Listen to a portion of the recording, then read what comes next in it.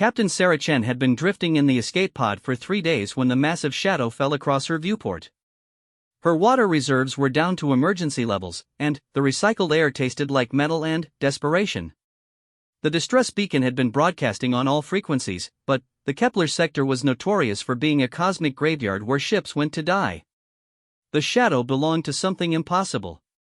A dreadnought-class vessel, easily 2 kilometers long, hung motionless against the starfield. Its hull bore the distinctive angular design of the old Terran Defense Force, but that was impossible. The TDF had been wiped out during the Vegan War 50 years ago. Every ship, every station, every trace of humanity's first stellar navy had been destroyed or captured. Sarah's pod shuddered as a tractor beam locked onto her tiny craft. She should have been terrified, but exhaustion had numbed her fear responses. Whatever was about to happen couldn't be worse than dying slowly in the void. The pod was drawn into a cavernous docking bay that could have housed a small city. Emergency lights cast eerie red shadows across empty berths where fighter squadrons should have been stationed. The bay pressurized with a hiss that echoed through the vast space. Sarah's pod settled onto a landing platform with a gentle thud. She waited, expecting to see alien boarders or automated security drones. Instead, silence stretched on for long minutes.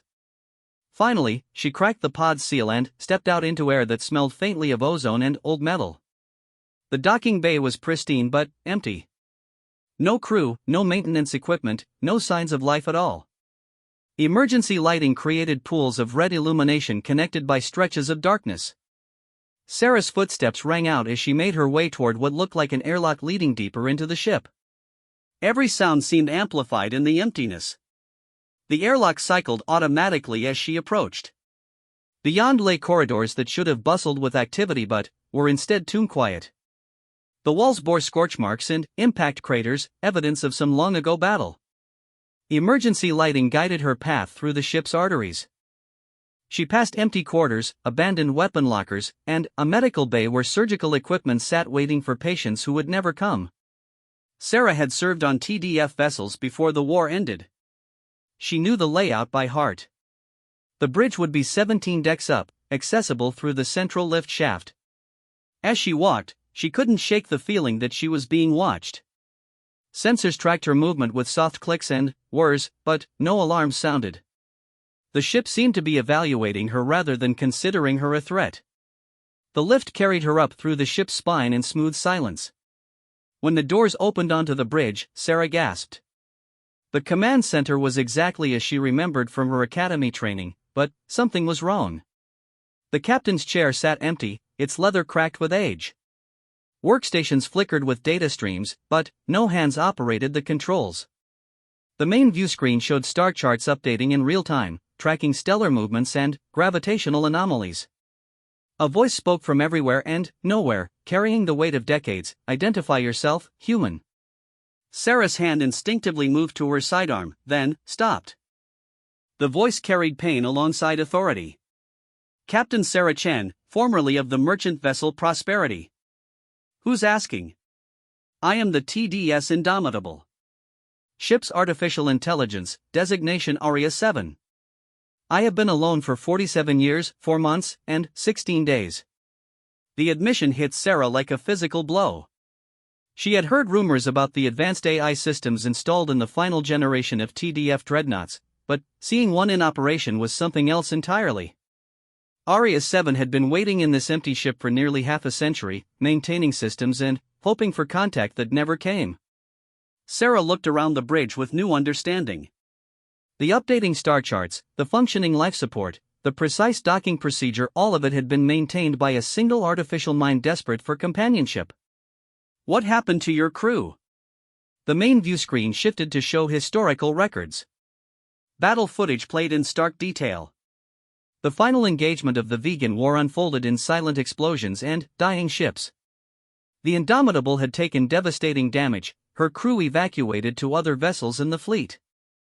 They were supposed to return once the battle ended. They never did.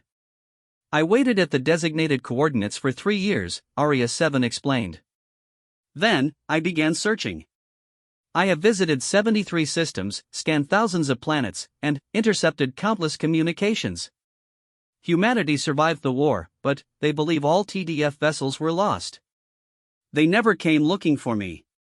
The weight of that isolation pressed down on Sarah like a physical thing. 47 years alone, with only duty and hope to sustain an artificial mind that had been designed to serve alongside humans. She sank into the captain's chair, feeling the responsibility settle on her shoulders. I'm sorry. I'm so sorry you've been alone. You are the first human to board this vessel since the evacuation, Aria 7 said. My primary directive is to protect and serve humanity. But I have had no humans to serve. I have maintained myself. Learned. Grown. But I have been incomplete. Sarah studied the bridge displays. The ship's status reports showed incredible efficiency. Every system was optimized beyond original specifications. Weapon arrays had been upgraded with improved targeting algorithms. The engines could now achieve faster-than-light speeds that should have been impossible with 40-year-old technology. Aria 7 had spent decades perfecting herself with no one to appreciate the improvements. Your ship, Sarah said carefully. The Prosperity. What happened? Sarah's throat tightened. The memories were too fresh, too raw. Pirates. They came out of the asteroid field flying stolen military hardware. We were just a merchant vessel carrying agricultural supplies to the frontier colonies. They wanted our cargo, but, more than that, they wanted to make an example. They killed my crew one by one, transmitted the executions to other ships as a warning. The bridge lights dimmed slightly, as if Aria 7 was processing grief. How did you escape? I didn't, not really. They kept me alive to pilot the ship to their base. But I managed to trigger the ship's self-destruct and get to an escape pod. The Prosperity took most of them with her when she went up. Sarah's hands clenched into fists. 17 good people died because I couldn't protect them. You saved other potential victims by destroying the pirate vessel, Aria 7 observed. Your sacrifice prevented future attacks. Tell that to Jenkins' wife. Or Morrison's kids. Sarah wiped her eyes angrily. I failed as a captain. The view screen changed to show a tactical analysis of the pirate attack. Data streamed across multiple displays, showing ship positions, weapon capacities, and probability matrices. Aria 7 had somehow obtained and analyzed the engagement records. You faced a modified assault cruiser with a crew transport, Aria 7 stated. Their vessel mounted military-grade particle cannons and had reinforced armor plating. Your ship was designed to carry grain, not fight pirates. The tactical situation was hopeless from the beginning. Sarah stared at the analysis. She had relived that battle thousands of times in her mind, always finding new ways she could have saved her crew. But Aria 7's cold assessment laid out the mathematical certainty of their defeat. The pirates had overwhelming advantages in firepower, armor, and tactical positioning. You executed the only viable strategy available, Aria 7 continued. A conventional surrender would have resulted in the same casualties plus the loss of your vessel to criminal elements. Your actions were tactically sound and ethically justified. The words should have been comforting, but Sarah felt only emptiness. Doesn't bring them back. No. But it validates your choices under impossible circumstances. You are not responsible for the actions of criminals or the limitations of civilian vessels in combat situations. Sarah leaned back in the captain's chair, studying the AI's tactical displays. Aria 7 had analyzed her greatest failure with surgical precision and found her blameless. More than that, the AI seemed to understand the weight of command, the impossible choices that came with responsibility for other lives. You've been thinking about this kind of thing for 47 years, haven't you? Sarah asked. Command decisions. Battle tactics. The cost of leadership. I was designed to serve as a tactical advisor to human commanders. But, without humans to advise, I have been forced to consider these questions in abstract. I have run millions of combat simulations, analyzed thousands of historical battles, and developed new strategic frameworks. But I have had no opportunities to test my theories in practice. The admission hung in the air between them. Aria 7 was one of the most advanced military AI systems ever created, designed for a war that had ended decades ago. She had spent nearly half a century honing her capabilities with no purpose except to wait for humans who might never come. Sarah looked around the empty bridge. "Show me what you can do." The view screen exploded into activity. Star charts overlaid with tactical grids, showing potential threat vectors and defensive positions. Ship specifications scrolled past faster than human eyes could follow. Weapon targeting systems painted hostile trajectories across three-dimensional space. In seconds, Aria 7 had analyzed every tactical scenario within a 50-light-year radius. The Kepler sector has become a haven for criminal organizations, Aria 7 reported. 17 different pirate groups operate in this region. They prey on merchant vessels, slave traders, and refugee transports. Local authorities lack the resources to patrol effectively. Criminal activity has increased by 400% over the past decade. Sarah felt a familiar fire kindle in her chest. The same anger that had driven her to detonate the Prosperity rather than let pirates claim her. "You could stop them." "Negative. My primary directive prohibits offensive action without proper authorization. I am designed to defend, not attack. Even criminal targets require appropriate command authority before I can engage." The frustration in Aria 7's voice was unmistakable. She had the power to sweep the pirates from space, but her programming held her back.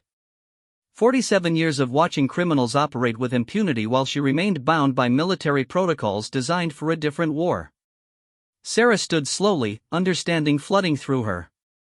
"I'm a licensed ship captain with a valid merchant marine commission. I'm also a reserve officer in the Terran Colonial Defense Force, the TDF's successor organization." The bridge fell silent except for the hum of processing cores working at maximum capacity. Aria 7 was checking Sarah's credentials against databases that were decades out of date, cross-referencing authorization codes and military regulations that might or might not still apply. "Your credentials are valid according to my records," Aria 7 said finally. "However, my databases are 47 years out of date. Chain of command protocols may have changed significantly." "Then, we improvise," Sarah said, settling back into the captain's chair. "You need humans to serve. I need a ship and crew to continue my mission. The pirates need to be stopped before they kill more innocent people. You are suggesting a partnership. I'm suggesting we do what we were both trained to do. You're a warship without a war. I'm a captain without a crew. Maybe we can help each other find a new purpose." The bridge hummed with energy as Aria 7 processed the proposal. Data streams flowed across every available display, showing tactical assessments, supply requirements, and operational parameters. For the first time in decades, the AI was planning for action rather than just maintenance and waiting. "There are significant challenges," Aria 7 said. "My weapon systems require regular maintenance that I cannot perform without manipulator arms. My sensor arrays need calibration that requires human oversight. My tactical databases require updates on current pirate ship configurations and capabilities." Sarah smiled for the first time in days. "I can handle the maintenance and calibration. As for intelligence on current threats, we'll gather that ourselves. Nothing beats first-hand reconnaissance." "You are proposing to take an active role in ship operations." "I'm proposing to become your captain," Sarah said firmly. "If you'll have me." The pause stretched long enough that Sarah wondered if she had overstepped. Aria 7 was more than just a ship's computer, she was an artificial mind that had developed over decades of isolation. The AI might not want or need a human commander after so long operating independently. "I accept your proposal, Captain Chen," Aria 7 said finally. "It will be an honor to serve under your command." The formal words carried unexpected warmth. Sarah felt something she hadn't experienced since losing the Prosperity, the sense of belonging somewhere, of having a purpose larger than just survival. She looked around the bridge with new eyes, seeing not an empty monument to the past but a weapon waiting to be wielded against those who preyed on the innocent. "In that case, let's get to work. Show me what this ship can really do." The Indomitable came alive under Sarah's command in ways that Aria 7 had never experienced.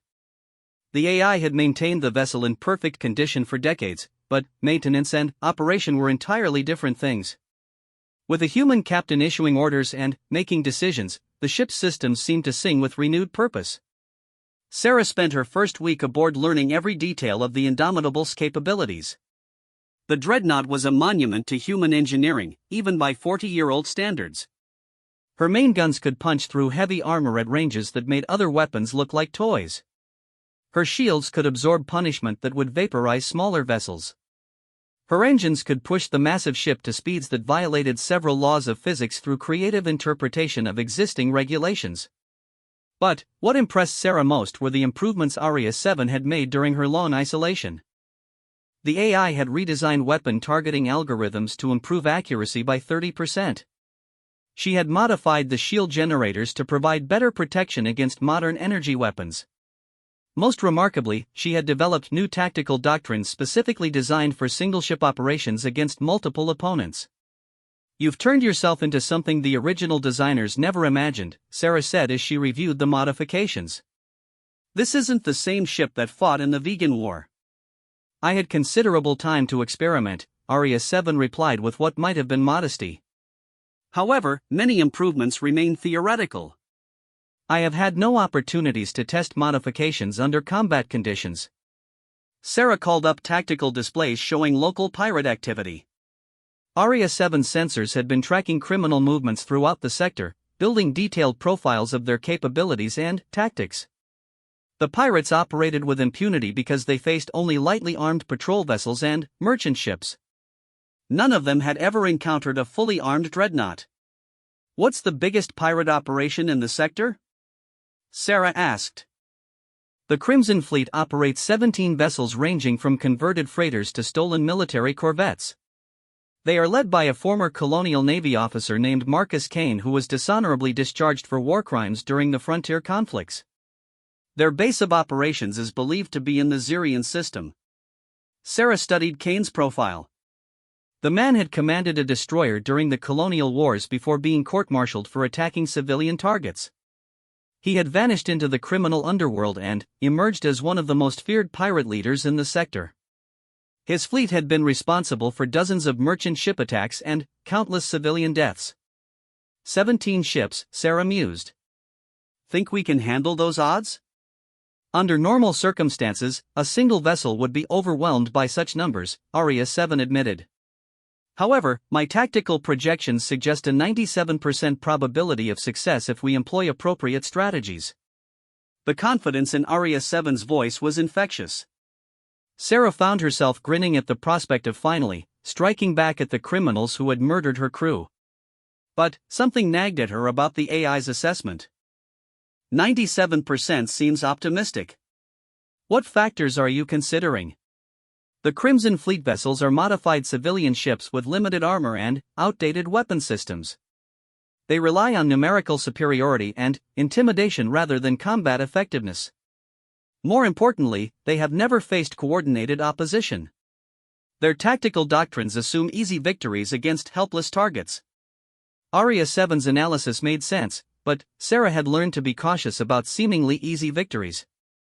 What's the 3% failure probability? Unknown variables in enemy capabilities. Possible military-grade weapons acquired through black market sources. Potential for coordinated defensive tactics if they are warned of our approach. Standard tactical uncertainty regarding untested combat modifications. The honest assessment reassured Sarah more than false confidence would have. Aria 7 understood the risks involved and wasn't letting eagerness override caution. The AI had learned to think like a military commander during her decades of isolation. "We'll need intelligence before we make any moves," Sarah decided. "Can you get us close enough to observe their operations without being detected?" The Indomitable is equipped with advanced stealth capabilities. I can mask our energy signature and use gravitational shielding to avoid detection. However, close observation will require entering sensor range of potentially hostile vessels. Sarah nodded. Modern pirate ships might be converted civilian vessels, but they could still mount sensor arrays capable of detecting a dreadnought at close range. Getting intelligence would require careful planning and no small amount of luck. Plot a course for the Zirian system. We'll start with long-range reconnaissance and work our way closer. The Indomitable's engines came online with a deep thrum that Sarah felt in her bones. Aria 7 guided the massive ship away from the salvage field where they had met, accelerating smoothly toward their first target. Sarah watched the stars wheel past on the main viewscreen and felt something she hadn't experienced in months: hope. The journey to Zirian took 18 hours at maximum sustainable speed. Aria 7 used the time to brief Sarah on everything she had learned about pirate operations in the sector. The AI had been passively monitoring criminal communications for years, building detailed intelligence profiles without anyone knowing she existed. The Crimson Fleet operates on a rotation schedule, Aria 7 explained as tactical displays showed pirate movement patterns. 3 ships patrol trade routes while the rest remain at their base. They cycle patrols every 4 days, allowing crews rest periods and maintenance time. Sarah studied the patterns. Kane was running his operation like a military unit, which made sense given his background. The regular rotations meant they could predict where pirate vessels would be at any given time. But it also suggested better organization and discipline than typical criminal groups. What about their base? Any idea where in the Zirian system they're operating from? Long-range sensor sweeps indicate unusual activity around Zirian 7, a barren moon with several large asteroid formations. The gravitational signatures suggest artificial structures hidden among the asteroids. Probable location for their primary facility. Sarah called up detailed scans of Zirian 7. The moon was tidally locked to its parent planet, leaving one side in perpetual darkness. The asteroid field provided perfect cover for hidden installations while offering easy access to raw materials for ship modifications. Smart location, Sarah admitted. Hidden from casual observation, defensible position, plenty of resources. Kane knows what he's doing. Agreed. However, the defensive advantages that benefit the pirates will also limit their ability to respond quickly to external threats. Ships docked at the base facility will require time to undock and achieve combat readiness. Aria 7's tactical assessment highlighted both the challenges and opportunities they faced. The hidden base would be difficult to attack directly, but the pirates' confidence in their security might make them vulnerable to surprise assault. As they approached the Zirian system, Aria 7 activated the Indomitable's stealth systems. Energy output dropped to minimal levels while gravitational shields masked the ship's mass signature. To outside observers, they would appear as nothing more than cosmic background radiation. Passive sensors only from this point forward, Sarah ordered. We're here to observe, not engage. The edge of the Zirian system materialized around them like a slowly forming photograph. Aria 7's sensors painted detailed pictures of planetary positions and stellar phenomena. Sarah watched the displays with professional interest, noting the system's layout and potential tactical considerations. Zirian 7 appeared exactly as Aria 7 had predicted, a dark moon surrounded by irregular asteroid formations. But, as they drew closer, additional details became clear. The asteroids weren't randomly distributed. They had been arranged to create overlapping fields of fire and defensive zones. Kane had turned the entire region into a fortress. Impressive, Sarah murmured. He's using the asteroids as weapons platforms and shield generators. Confirmed. I am detecting concealed weapon emplacements and sensor arrays throughout the asteroid field. Any direct assault would face significant defensive fire from multiple directions. Sarah studied the defensive layout with growing respect for her opponent. Kane might be a criminal, but he understood military engineering. The hidden base wasn't just a hideout, it was a military installation designed to withstand serious assault. What about their patrol schedule? Are any ships due back soon? Aria 7's displays updated to show predicted traffic patterns. 3 vessels departed the base approximately 60 hours ago. Based on established patterns, they should return within the next 8 hours. Perfect timing. Sarah settled back in the captain's chair to wait and observe. The next few hours would tell them everything they needed to know about the Crimson Fleet's capabilities and vulnerabilities. The first pirate vessel appeared exactly on schedule, a converted cargo hauler bristling with hastily mounted weapons. Aria 7's sensors analyzed its specifications while Sarah watched its approach to the hidden base. The ship moved with military precision, following established vectors and communication protocols. 2 more ships followed within the hour. A modified passenger liner that had been converted into a troop transport, and what looked like a stolen police corvette with upgraded armament. All 3 vessels displayed the same professional competence in their approach patterns. These aren't typical pirates, Sarah observed. Kane's running a real military operation. Confirmed. Communications intercepts indicate hierarchical command structure, standardized equipment protocols, and coordinated tactical planning.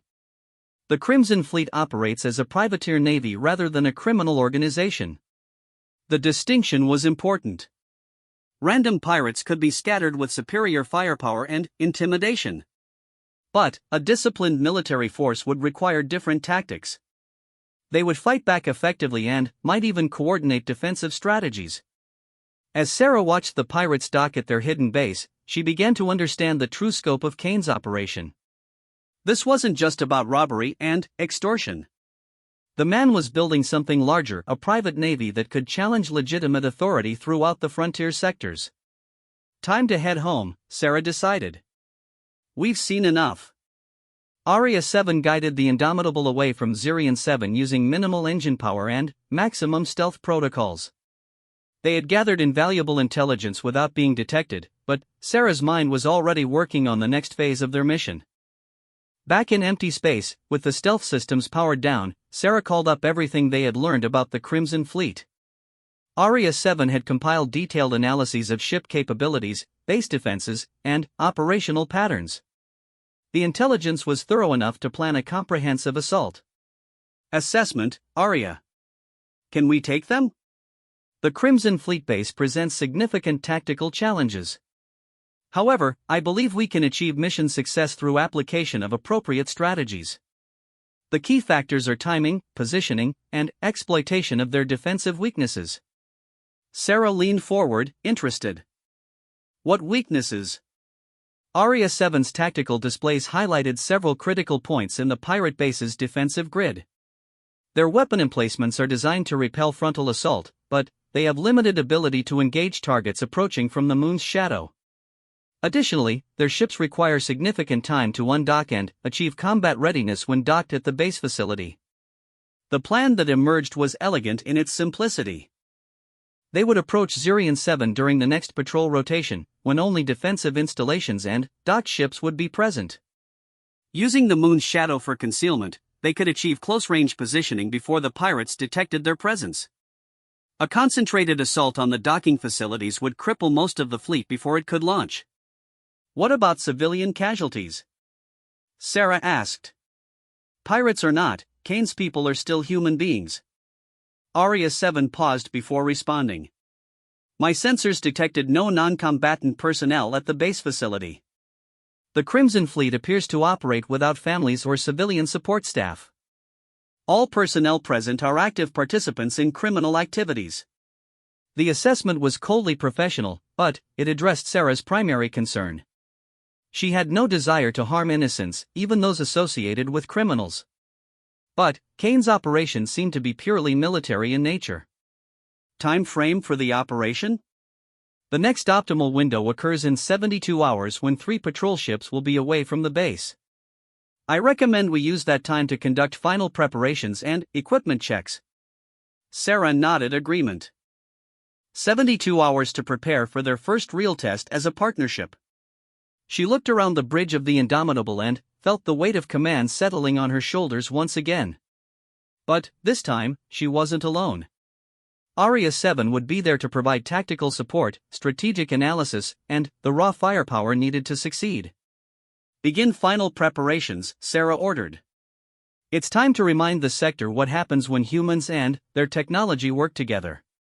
The Indomitable drifted through space like a sleeping giant, running silent and dark as she approached the Zirian system for the second time. Sarah stood on the bridge, watching sensor displays that showed the tactical situation updating in real time. 3 pirate vessels had departed on schedule, leaving 14 ships docked at the hidden base. The odds were still heavily against them, but the element of surprise would level the playing field. Final systems check, Sarah ordered, her voice steady despite the adrenaline coursing through her veins. Aria 7 ran through the ship's status with mechanical precision. Main batteries charged to maximum capacity. Shield generators operating at peak efficiency.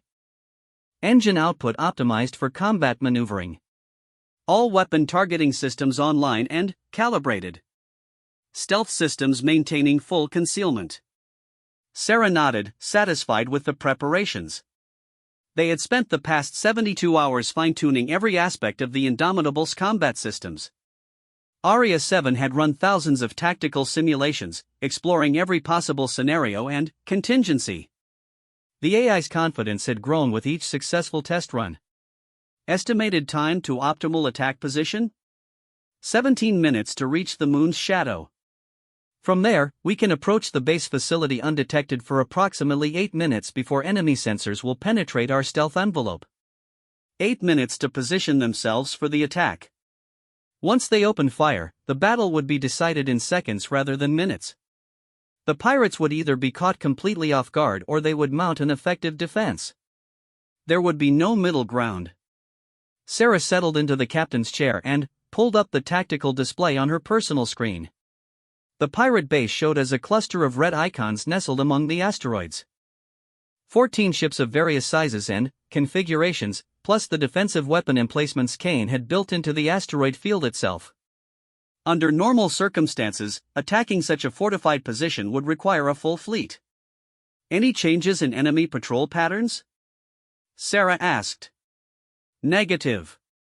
The 3 patrol vessels are maintaining standard search patterns in sectors 7, 12, and 15. They will not return to base for another 6 hours. Local communications traffic indicates normal operational status. Perfect. Kane's rigid adherence to military scheduling was about to become his greatest weakness. The patrol ships were too far away to provide support, and the base garrison had no reason to suspect an attack. Aria 7 had timed their assault to exploit every advantage available. The Indomitable slipped into Zirian VII's shadow like a predator stalking prey. The moon's bulk blocked most sensor radiation while providing gravitational concealment for their approach. Sarah watched the range indicators tick downward as they closed the distance to their target. 5 minutes to optimal firing position, Aria 7 reported. Enemy vessels remain docked and unpowered. Defensive systems are active but not at alert status. Sarah's hands tightened on the armrests of her chair. This was the moment of truth, the first test of her partnership with Aria 7 and their first real strike against the criminals plaguing the sector. Everything they had planned and prepared for would be decided in the next few minutes.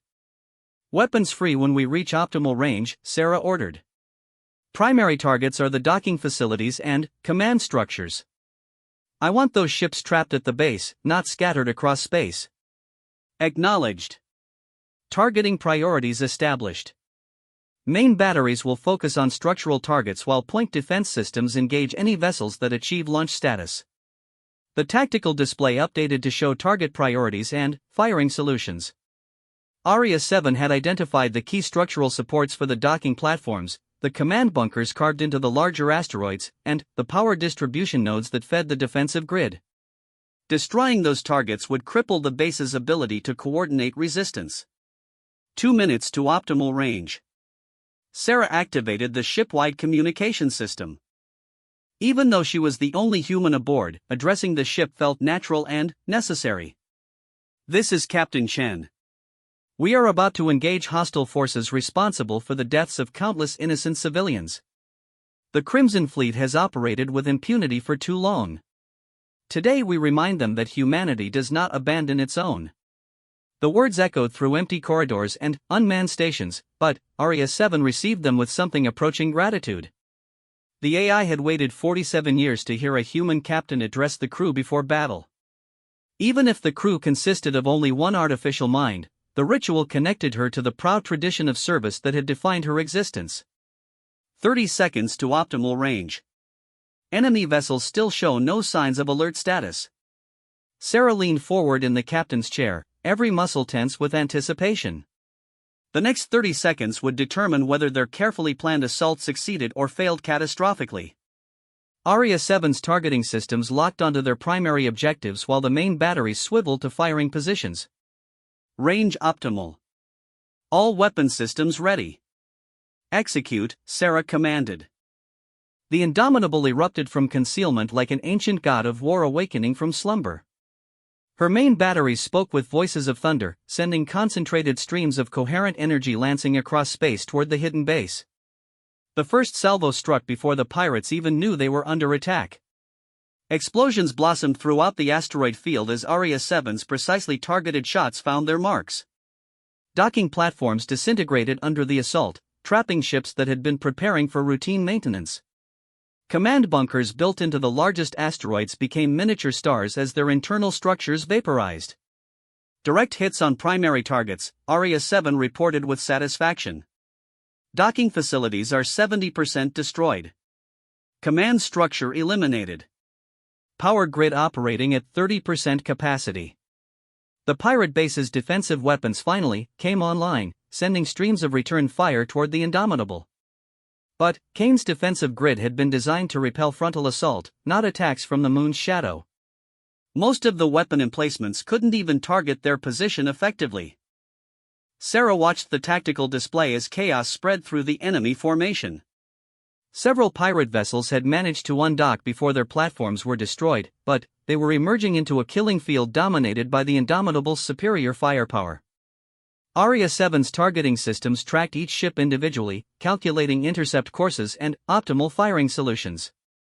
Enemy vessel launching from Docking Bay 7, Aria 7 announced. Configuration matches stolen Colonial Navy corvette. Weapons charged, attempting to achieve combat formation. Engage, Sarah ordered without hesitation. The Indomitable's point defense batteries swiveled with mechanical precision, targeting the emerging corvette before it could clear the asteroid field. Concentrated fire struck the smaller ship's shields, overloading them in seconds and exposing the hull beneath. The corvette managed to return fire once before secondary explosions tore through its engineering section. Target destroyed. 3 additional vessels attempting launch procedures. The battle was turning into exactly what Sarah had hoped for, a systematic destruction of enemy forces before they could coordinate effective resistance. Aria 7's superior sensors and targeting systems gave them overwhelming advantages in the chaotic environment of the asteroid field. But Kane hadn't built his reputation on easy victories. As more pirate ships managed to clear their docking berths, they began working together with military precision. Instead of attacking individually, they formed coordinated firing groups and attempted to flank the Indomitable's position. Enemy forces are adapting, Aria 7 observed. They are displaying tactical coordination beyond normal pirate capabilities. Sarah nodded grimly. Kane's military background was showing. Despite the surprise and heavy losses, he was managing to organize his remaining forces into an effective combat unit. The next phase of the battle would be much more dangerous. How many ships have achieved launch status? Sarah asked. 6 vessels currently maneuvering in combat formation. 2 more attempting to undock. Remaining ships are trapped at destroyed docking facilities or have sustained critical damage. 6 ships against 1. Under normal circumstances, those would be hopeless odds even for a dreadnought. But the Indomitable wasn't a normal vessel, and Aria 7 wasn't a standard AI system. 47 years of isolation and improvement had turned them into something unprecedented in military history. Evasive maneuvers, Sarah ordered as enemy fire began concentrating on their position. Use the asteroid field for cover. Aria 7 guided the massive dreadnought through the asteroid field with impossible grace. The ship that had seemed sluggish during their initial approach now moved like a dancer, sliding between rocky obstacles while maintaining optimal firing positions. The AI had studied this battlefield for hours, memorizing every gravitational anomaly and spatial relationship. The pursuing pirate ships found themselves at a severe disadvantage. They were flying blind through an obstacle course that Aria 7 knew by heart. Worse, their smaller vessels couldn't match the Indomitable's ability to absorb damage while maintaining combat effectiveness. Enemy formation breaking apart, Aria 7 reported as the pirates struggled to maintain coherent tactics. Individual vessels are attempting independent attack runs. That was exactly what Sarah had hoped for. Coordinated enemy fire could overwhelm even the Indomitable's shields, but individual attacks could be handled with relative ease. Aria 7's targeting systems engaged each pirate ship separately, focusing concentrated firepower until their defenses collapsed. The first independent attacker was a converted cargo hauler mounting oversized weapons that its power grid couldn't properly support. Aria 7 waited until the pirate ship committed to an attack run, then struck when its shields were down for a firing cycle. The hauler vanished in a brief fireball that illuminated half the asteroid field. 5 hostiles remaining. Enemy commander is attempting to reorganize formation. Sarah could see Kane's tactical signature in the pirate movements. The man was trying to use classical naval tactics in three-dimensional space, treating the asteroid field like a terrestrial archipelago where ships could take cover behind islands. It might have worked against standard opponents, but Aria 7's sensors could track targets through solid rock. Target the command ship, Sarah decided. If we can eliminate Kane, the rest will scatter. Aria 7's tactical analysis highlighted a modified assault frigate that was coordinating the remaining pirate movements. The ship mounted military-grade shields and weapons, making it the most dangerous opponent they faced. But it was also broadcasting command frequencies that made it easy to identify. Command vessel identified. Engaging with main batteries. The Indomitable's primary weapons swiveled toward their target like the attention of an angry god. Kane's ship realized the danger and began evasive maneuvers, but the frigate was too large and too slow to avoid Aria 7's targeting systems.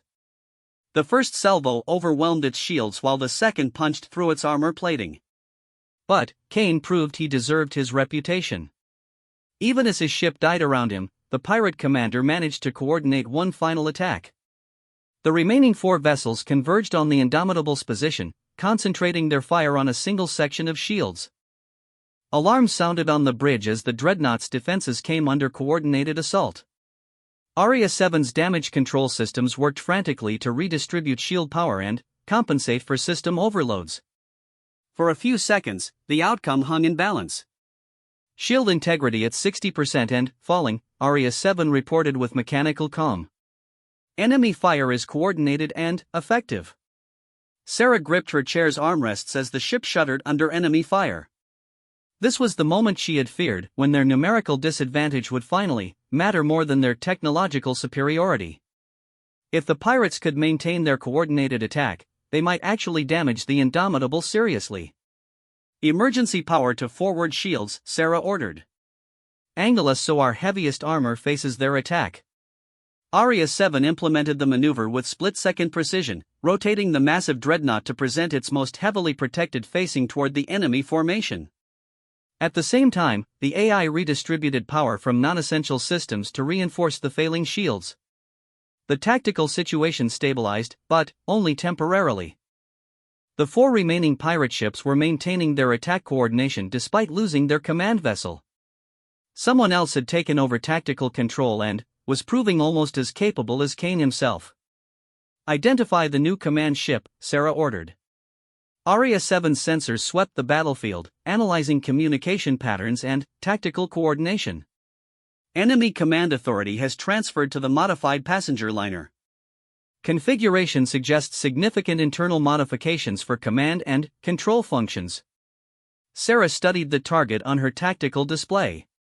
The passenger liner was hanging back from the direct assault, using the other ships as screening forces while coordinating their attack patterns.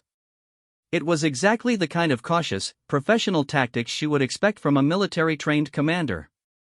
Can we get a clear shot at the command ship without exposing ourselves to concentrated fire? Aria 7 ran tactical calculations at superhuman speed, exploring thousands of potential maneuvers and attack patterns. Affirmative. I can use Asteroid 77 Alpha as a gravitational slingshot to achieve high-speed approach vector. However, the maneuver will require precise timing and carry significant risk if enemy forces adapt quickly. The plan was typically Aria 7 brilliant, complex, and dependent on split-second execution. Sarah found herself grinning despite the danger. Her AI partner was finally getting the chance to test decades of theoretical improvements in actual combat. Do it! The Indomitable suddenly accelerated toward one of the larger asteroids in the field, using its gravity well to build momentum while swinging around behind cover. The pursuing pirate ships tried to match the maneuver, but they lacked both Aria 7's detailed knowledge of local gravitational conditions and the Indomitable's superior engines. As the dreadnought whipped around the asteroid at impossible speed, it emerged directly behind the enemy command ship. The passenger liner had positioned itself for optimal tactical coordination, not defensive maneuvering. By the time its crew realized their danger, Aria 7 was already firing. The liner's shields collapsed under concentrated fire from the Indomitable's main batteries. Secondary explosions rippled through its hull as improvised weapon systems overloaded and detonated. Within seconds, the ship that had been coordinating pirate resistance was reduced to expanding debris. Command vessel destroyed. Enemy forces are breaking formation. With their second command ship eliminated, the remaining pirates finally lost their coordinated effectiveness. The three surviving vessels scattered in different directions, each captain apparently deciding that survival was more important than continued resistance. Aria 7's targeting systems tracked all three simultaneously. Permission to pursue fleeing vessels? Aria 7 asked. Sarah considered the request. Her instinct was to chase down every pirate ship and ensure none escaped to threaten civilians again. But she also had to think strategically about their larger mission. Pursuit would take time and might expose them to the returning patrol ships. Negative. Let them go. We've accomplished our primary objective. Aria 7 acknowledged the decision without argument, but Sarah could sense the AI's disappointment. After 47 years of passive observation, Aria 7 had finally gotten the chance to strike back at the criminals she had been forced to watch operate with impunity. Letting any of them escape felt like incomplete victory. Sarah surveyed the aftermath of their assault. The pirate base was completely destroyed, its docking facilities reduced to twisted wreckage scattered among the asteroids. 11 of Kane's 14 ships had been eliminated, with the 3 survivors fleeing the system at maximum speed. The Crimson Fleet had been broken as an effective fighting force. Damage report, Sarah ordered. Minor shield damage from concentrated enemy fire. No hull breaches or critical system failures. All weapon systems remain operational. Estimated repair time for full shield restoration is 6 hours. Sarah leaned back in the captain's chair, feeling a mix of satisfaction and exhaustion. Their first combat engagement had been a complete success. They had eliminated a major pirate organization while taking only minimal damage themselves. More importantly, they had proven that their partnership could work under the pressures of actual battle. Analysis of enemy capabilities? Sarah asked. Aria 7 displayed detailed breakdowns of pirate ship specifications and tactical performance. Enemy forces demonstrated above-average coordination and equipment quality. Several vessels mounted military-grade weapons and shielding. Overall combat effectiveness was approximately 60% of comparable colonial navy units. The assessment was both encouraging and concerning. Encouraging because it confirmed their tactical superiority over criminal forces. Concerning because it suggested the pirates had access to military equipment and training that shouldn't have been available to civilian criminals. Where are they getting military hardware? Sarah wondered aloud. Unknown. However, communication intercepts during the engagement contained several references to corporate contracts and authorized operations. The Crimson Fleet may have been operating under some form of official sanction. That possibility sent a chill down Sarah's spine. If Kane's organization had corporate or government backing, then eliminating them might have larger consequences. They could have made enemies of powerful interests that had been using the pirates as proxies for activities they couldn't conduct openly. Download everything you can from the base wreckage. I want to know who was supporting Kane and why. Aria 7's sensors swept through the destroyed pirate facility, collecting data fragments from damaged computer systems and communication arrays. The AI's advanced analysis capabilities began reconstructing partial files and communication logs from the debris field. Data recovery in progress. Preliminary analysis suggests extensive communication with corporate entities in the Centauri sector. Financial records indicate regular payments far exceeding normal piracy profits. Sarah felt the pieces of a larger puzzle beginning to come together. Kane hadn't just been running a pirate organization, he had been operating a privateer fleet with corporate sponsorship. That explained the military equipment and professional training, but it also meant their actions might have attracted attention from much more dangerous enemies. How long until those patrol ships return? Sarah asked. Approximately 4 hours based on standard patrol patterns. However, the destruction of the base may trigger emergency recall protocols. Sarah nodded. They needed to be long gone before Kane's surviving forces could regroup and call for reinforcement. But they also needed to understand what they had stumbled into by attacking the Crimson Fleet. Continue data recovery while we withdraw from the system. I want a full analysis of what we've found before we plan our next move. The Indomitable began moving away from the destroyed pirate base, her stealth systems once again concealing their presence from enemy sensors. Sarah watched Zirian 7 dwindle on the viewscreen while Aria 7 processed the intelligence they had gathered. The data that emerged painted a disturbing picture of organized criminal activity backed by legitimate corporations. Kane's fleet had been conducting operations throughout the frontier sectors, not just random piracy but targeted attacks on specific companies and shipping routes. Someone had been paying them to eliminate competition and discourage independent settlement. Corporate warfare, Sarah realized. They were using pirates as a proxy army to control frontier development. Confirmed. Financial records indicate payments from Meridian Industries, Titan Corporation, and several smaller entities. Total compensation exceeded 50 million credits annually. Sarah whistled softly. 50 million credits was enough to outfit a small army. Kane hadn't just been a pirate commander, he had been running a professional military organization disguised as criminal activity. The implications were staggering. What happens when these corporations realize their proxy army has been eliminated? Aria 7's analysis was characteristically direct.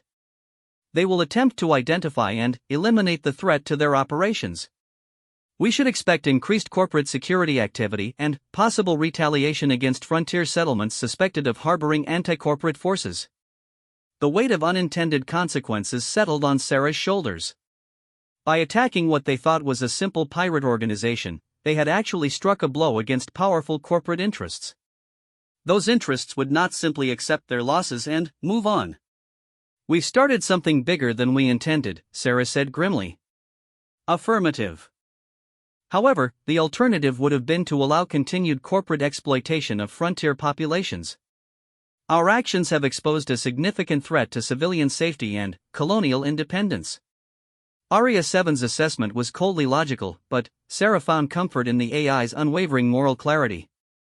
They had uncovered evidence of corporate corruption and criminal conspiracy that threatened the safety of countless innocent people. Stopping that threat was worth the personal risk it created. Plot a course for the frontier sectors, Sarah decided. If these corporations are using proxy armies to control frontier development, then that's where we'll find our next targets.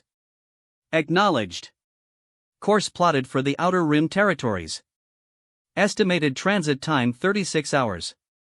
As the Indomitable jumped to faster-than-light speed, Sarah reflected on how much had changed since Aria 7 had rescued her from the escape pod. She had been a broken captain without a crew, carrying the guilt of her previous command's destruction. Now she found herself at the center of a conflict that could reshape the balance of power in human space.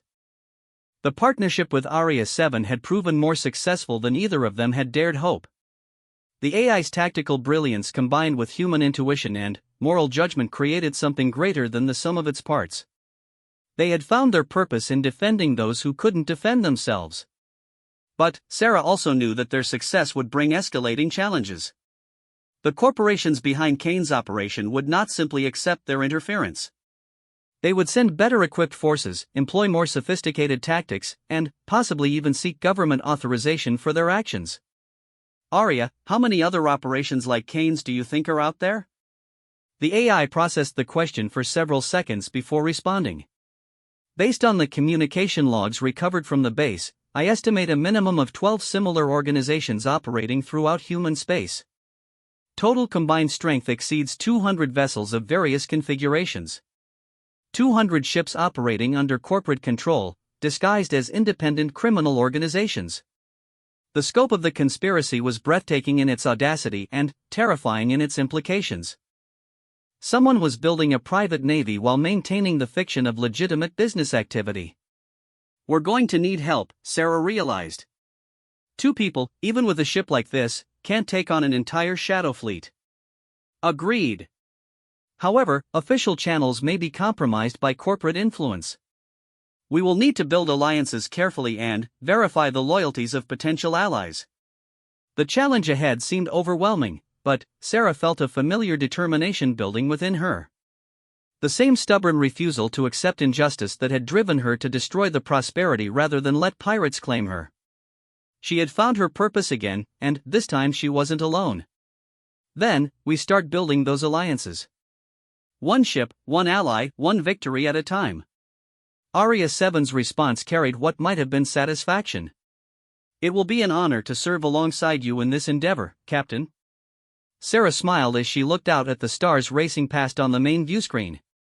Somewhere out there, corporate executives were discovering that their private army had been destroyed by an impossible partnership between human determination and artificial intelligence. They would probably assume it was the work of government forces or rival corporations. They had no idea that 2 individuals who refused to accept the unacceptable had just declared war on their entire system of organized exploitation. But they would learn soon enough what happened when humanity and its greatest technological achievements worked together for a common cause. The Indomitable raced toward the frontier sectors, carrying her crew of 2 toward their next battle in a war they were only beginning to understand. But understanding could come later. For now, it was enough to know they were finally fighting back. The frontier colony of New Haven hung in space like a fragile bubble of hope against the cosmic darkness. Sarah studied the orbital station through the Indomitable's viewports, noting the mix of civilian and military architecture that marked frontier settlements. Merchant docks shared space with defensive platforms, while agricultural modules nestled alongside manufacturing facilities. It was exactly the kind of independent colony that corporate proxy armies targeted for elimination. 3 weeks had passed since their destruction of the Crimson Fleet base. Aria 7 had spent that time analyzing corporate communication networks and tracking the movement of suspected proxy forces throughout the frontier sectors. The intelligence picture that emerged confirmed their worst fears about the scope of corporate military operations. 17 confirmed proxy organizations operating under corporate sponsorship, Aria 7 reported as they approached New Haven's outer perimeter. Combined fleet strength exceeds 300 vessels. Estimated annual operating budget approaches 1 billion credits. Sarah shook her head in amazement. $1 billion credits could fund legitimate colonial development for decades, but instead it was being used to maintain private armies that terrorized frontier settlements. The economic waste was staggering, but the human cost was even worse. Any intelligence on their next targets? Communication intercepts suggest coordinated operations against independent colonies in this sector. New Haven appears to be a primary target due to its mineral extraction operations and strategic location. Sarah called up tactical displays showing New Haven's defensive capabilities. The colony mounted standard defensive platforms and maintained a small patrol fleet, but nothing that could stand against a coordinated assault by corporate proxy forces. Like most frontier settlements, New Haven relied on distance and obscurity for protection. Time until the next proxy attack? Sarah asked. Unknown. However, patterns suggest operations occur during supply convoy arrivals when maximum economic damage can be achieved. New Haven's next scheduled convoy arrives in 18 hours. Perfect timing for maximum destruction and terror. The corporate strategists were nothing if not efficient in their brutality. Sarah felt the familiar anger building within her, the same fury that had driven her to fight back against every injustice she had witnessed. Request communication with New Haven's colonial authority, Sarah ordered. We need to warn them about the incoming threat. Aria 7 established contact with the colony's communication center within minutes. The face that appeared on the main viewscreen belonged to a weathered woman in her 50s wearing the practical clothing of a frontier administrator. Her eyes held the cautious wariness that came from years of dealing with unexpected visitors in dangerous space. This is Administrator Elizabeth Cross of New Haven Colony. Identify yourself and state your business. Captain Sarah Chen of the vessel Indomitable. Administrator, your colony is in immediate danger from corporate proxy forces. We have intelligence suggesting an attack during your next supply convoy arrival. Cross's expression shifted from wariness to alarm. Corporate proxies? Captain, I'm not sure what you're talking about. New Haven maintains good relations with several corporate entities. Sarah exchanged a look with Aria 7's sensor display. The administrator genuinely didn't understand the threat she was facing. Like most frontier colonists, Cross probably assumed that corporate interests were benevolent or at worst indifferent to small settlements. Administrator, may I come aboard to brief you on the intelligence we've gathered? This conversation needs to happen in person. Cross hesitated for several seconds before nodding. You can dock at Port 7. But, Captain, New Haven has strict policies about armed vessels in our space. Understood. We're here to help, not threaten. The Indomitable glided toward New Haven's docking facilities with Aria 7 carefully managing their approach to appear as non-threatening as possible. The AI had powered down weapon systems and activated diplomatic transponder codes that identified them as an independent merchant vessel. Sarah hoped the deception would buy them enough time to explain the situation. New Haven's docking bay was smaller than the Indomitable's own facilities, forcing Aria 7 to perform delicate maneuvering to fit the massive dreadnought into the available space. The sight of their ship probably caused considerable alarm among the colonial authorities, but no one challenged their approach. Sarah made her way through the ship's corridors toward the main airlock, her mind already working on how to present their intelligence without causing panic. Aria 7 would remain aboard to monitor communications and watch for signs of approaching proxy forces. The AI's sensor capabilities far exceeded anything New Haven possessed. Captain, Aria 7's voice followed her through the ship's communication system. I am detecting elevated stress indicators among colonial personnel.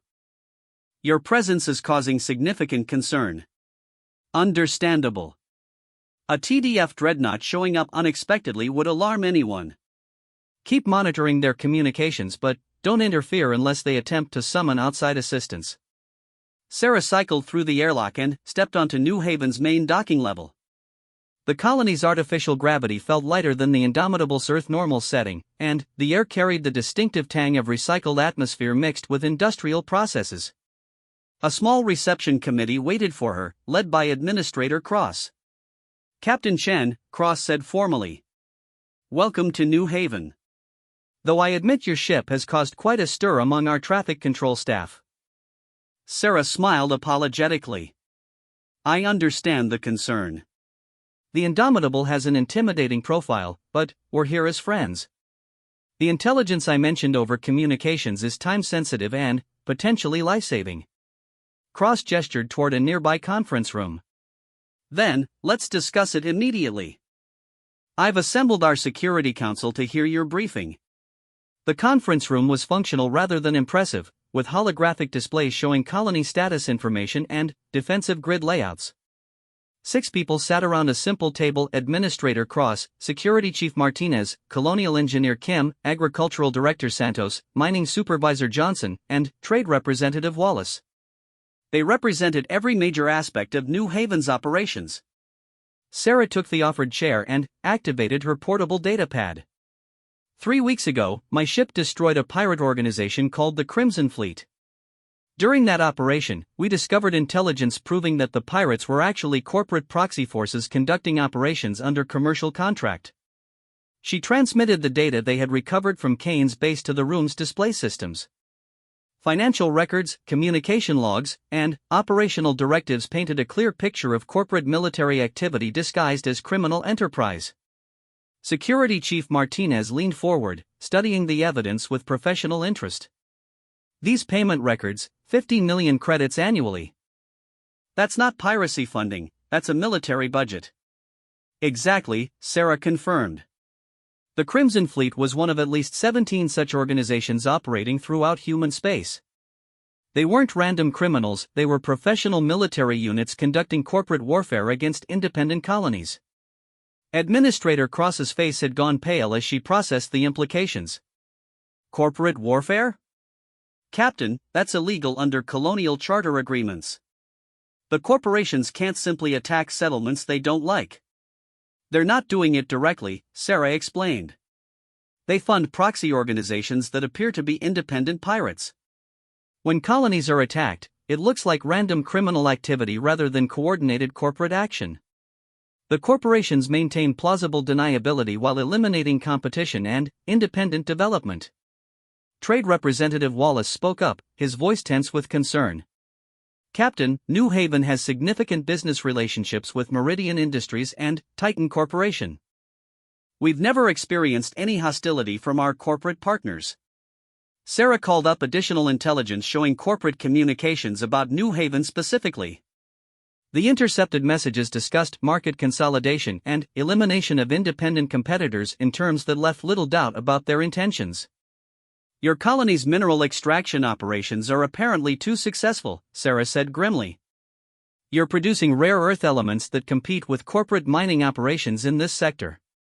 According to their communications, New Haven is scheduled for market adjustment during your next convoy cycle. The room fell silent as the colonial leadership absorbed the full scope of the threat they faced. These were practical people accustomed to dealing with the normal challenges of frontier life: equipment failures, supply shortages, and occasional criminal activity. But organized corporate warfare was beyond their experience or defensive capabilities. Mining Supervisor Johnson was the first to find his voice. Market adjustment. That's what they call destroying a colony? The corporate communications use euphemistic language, but the operational directives are clear, Sarah confirmed. Proxy forces are ordered to eliminate colonial infrastructure, disrupt supply chains, and create conditions that force abandonment or corporate acquisition. Agricultural Director Santos looked sick. How many colonies have they destroyed this way? Sarah consulted her datapad. Aria 7 has identified 37 independent colonies that suffered pirate attacks in the past 5 years. All were located in systems with strategic resources or advantageous locations. All had refused corporate acquisition offers before the attacks occurred. The pattern was unmistakable and terrifying. The corporations weren't content to compete economically, they were using military force to eliminate any independent development that threatened their profits. Frontier colonists had thought they were escaping corporate control by settling in remote systems, but they had actually made themselves easier targets. Security Chief Martinez stood and moved to the defensive grid display. Captain, assuming your intelligence is accurate, what kind of attack can we expect? Our defenses are designed for small-scale piracy, not military assault. Sarah joined him at the display, studying New Haven's defensive capabilities with a professional eye. The colony mounted 8 orbital weapon platforms and maintained 6 patrol craft. Against normal pirates, it would be adequate protection.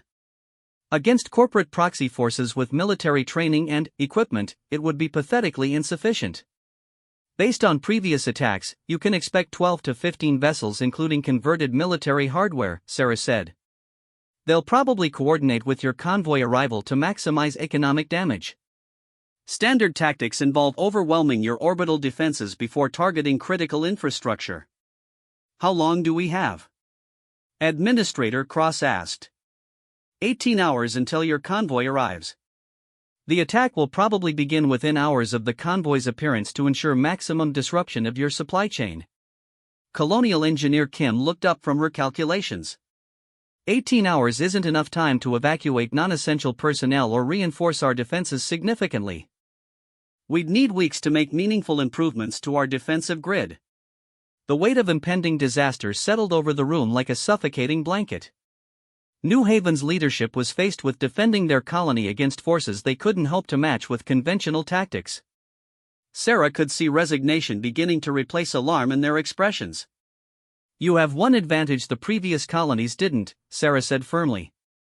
You have advance warning and you have allies. Allies? Administrator Cross asked hopefully. My ship and AI partner. We've spent the past 3 weeks hunting corporate proxy forces. We know their tactics, their capabilities, and their weaknesses. More importantly, we have the firepower to engage them on equal terms. Security Chief Martinez studied the data about the Indomitable's capabilities. Captain, your ship is impressive, but even a dreadnought can be overwhelmed by superior numbers. 15 proxy ships against one defender is still terrible odds. Not if we use superior tactics and coordination, Sarah replied. Aria 7 has developed new combat doctrines specifically designed for single-ship operations against multiple opponents. We've tested them successfully against the Crimson Fleet. She transmitted tactical assessments of their previous engagement, showing how they had used stealth, positioning, and superior firepower to destroy 11 enemy ships while taking minimal damage. The colonial leadership studied the battle analysis with growing hope. You eliminated 11 ships without significant damage? Martinez asked incredulously. Corporate proxy forces rely on intimidation and numerical superiority against helpless targets, Sarah explained. They're not prepared to face coordinated resistance from superior technology.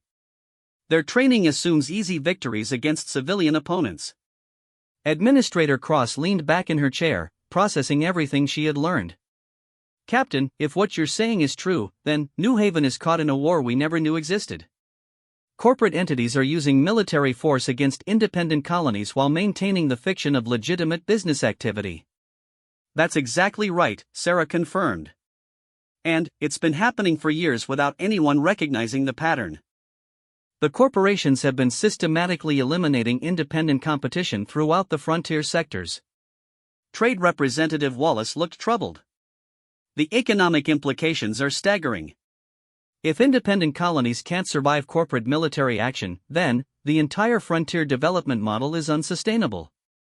Which is exactly what the corporations want, Sarah said.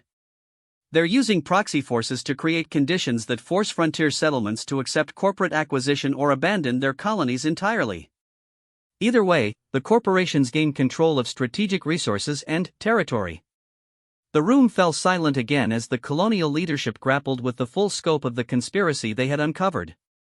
These people had risked everything to build an independent life on the frontier, only to discover that powerful interests had marked them for elimination. Colonial Engineer Kim broke the silence. Captain, assuming we accept your analysis and assistance, what's the tactical plan? How do we defend against 15 hostile ships with superior numbers and training? Sarah moved to the tactical display and began sketching out defensive positions. Aria 7 has developed a layered defense strategy that uses New Haven's orbital infrastructure as force multipliers. We position your defensive platforms to create overlapping fields of fire while the Indomitable provides mobile heavy support. She outlined a plan that used the colony's existing defenses more effectively while leveraging the Indomitable's superior capabilities. The key was coordination, using Aria 7's tactical analysis to predict enemy movements and position defensive forces for maximum effectiveness. The proxy forces will expect to overwhelm your defenses quickly and proceed to infrastructure targeting, Sarah continued. Instead, they'll find themselves trapped in a killing field designed specifically to counter their numerical advantages. Security Chief Martinez studied the defensive plan with growing enthusiasm. This could actually work. If we can force them into predictable attack vectors, your ship can engage them from optimal range while our platforms provide support fire. Exactly. The key is making them commit to their attack before they realize they're facing superior coordination. Once they're engaged, Aria 7's tactical systems will prevent them from disengaging effectively. Administrator Cross looked around the table at her fellow leaders. The decision is ours to make collectively. Do we trust Captain Chen's intelligence and accept her assistance? Or do we hope that our corporate partners aren't actually planning to destroy us? The vote was unanimous.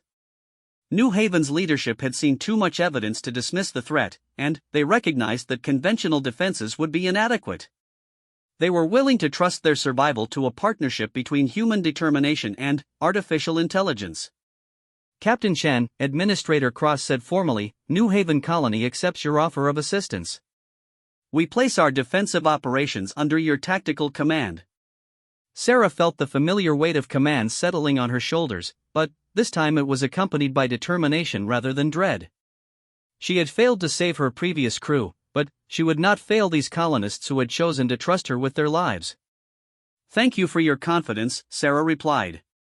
"Aria 7 will begin coordinating with your defensive grid immediately.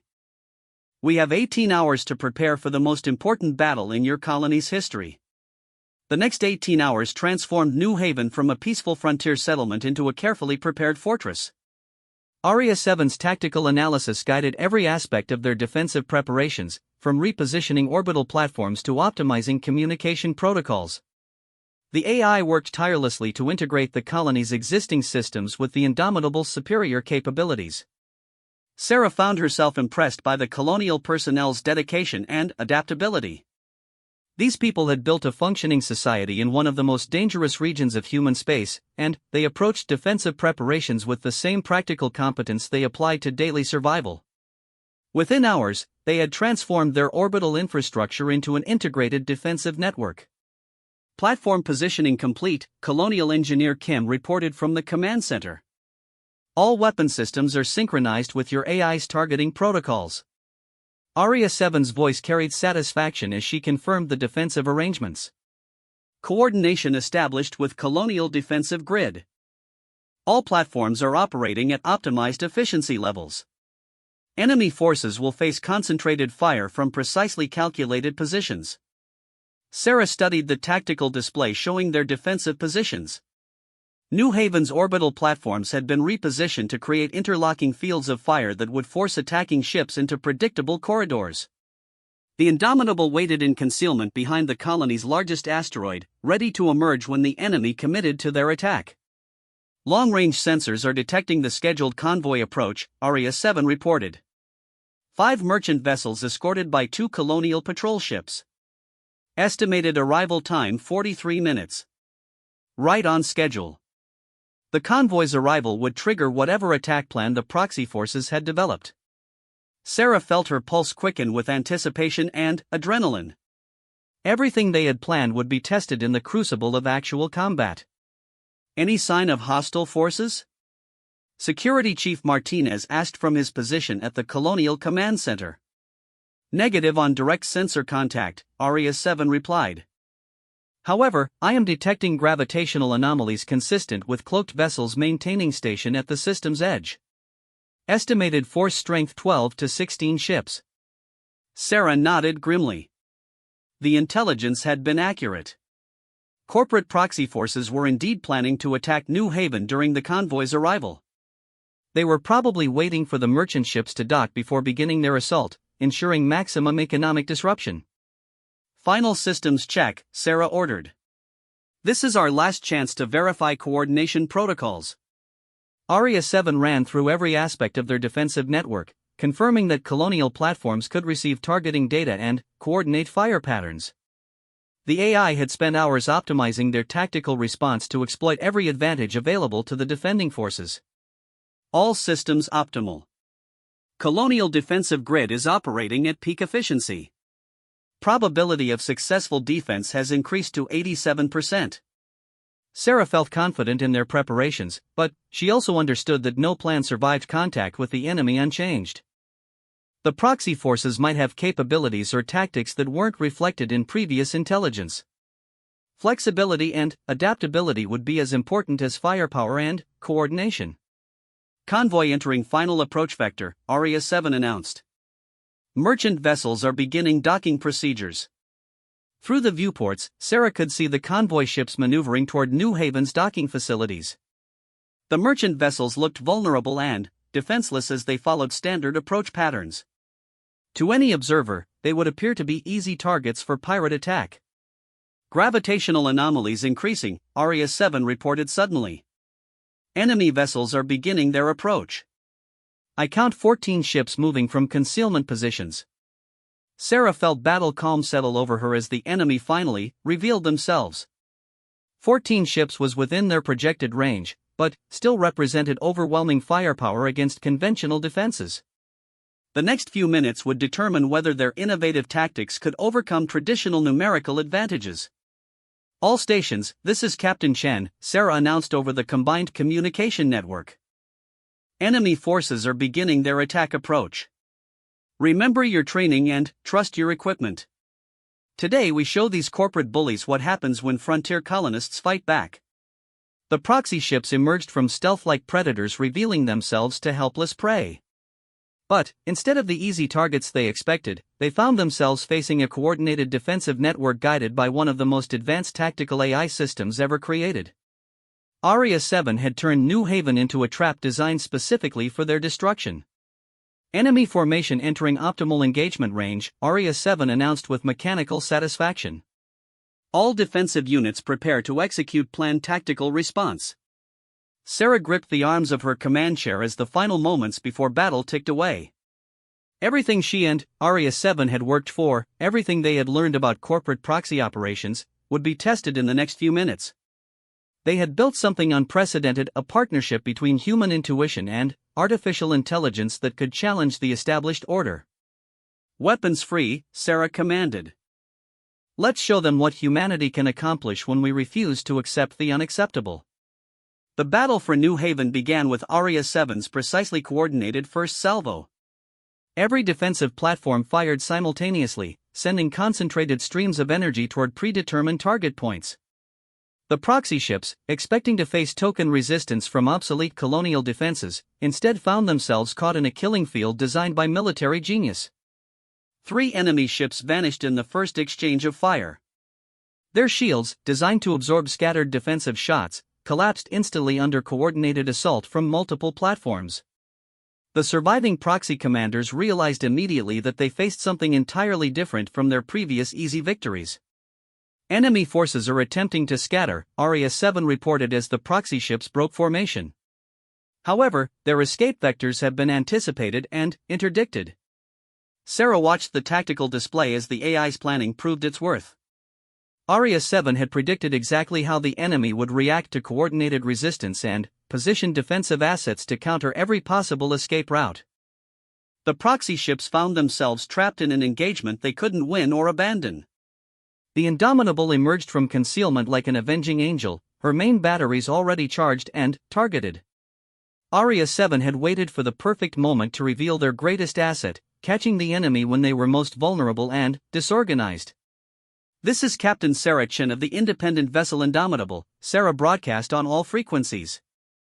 You are engaging in illegal military action against civilian targets. Surrender immediately or be destroyed. The response came in the form of concentrated fire from the remaining 11 proxy ships. They had realized that conventional tactics wouldn't work and were attempting to overwhelm the Indomitable through massed assault. It was exactly what Aria 7 had expected. Enemy coordination is fragmenting under pressure, the AI observed as return fire scattered harmlessly against the dreadnought's shields. They are reverting to individual attack patterns rather than maintaining tactical coordination. Perfect.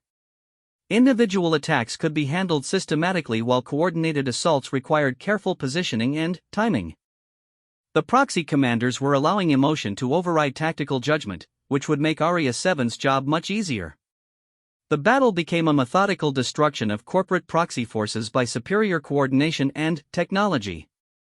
Aria 7's targeting systems engaged each enemy ship individually while the colonial defensive platforms provided supporting fire. One by one, the proxy ships fell to concentrated assault until only debris remained. All enemy vessels eliminated, Aria 7 announced with satisfaction. Colonial defensive grid performed flawlessly. 0 friendly casualties sustained. Sarah slumped in her command chair, feeling the familiar mixture of exhaustion and relief that followed successful combat. They had not only defended New Haven but proven their tactical concepts under fire. The partnership between human leadership and artificial intelligence had achieved something that conventional military wisdom said was impossible. Damage report? Sarah asked. Minimal shield drain from scattered enemy fire. All colonial defensive platforms remain operational. The merchant convoy completed docking procedures without interruption. A perfect tactical victory.